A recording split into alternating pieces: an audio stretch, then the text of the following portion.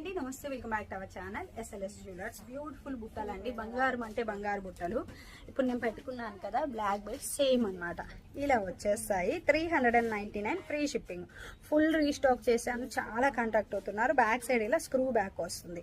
అచ్చంగా గోల్డ్ అంటే గోల్డే. ఇందులో కలర్స్ ఉన్నాయి, చూపిస్తాను.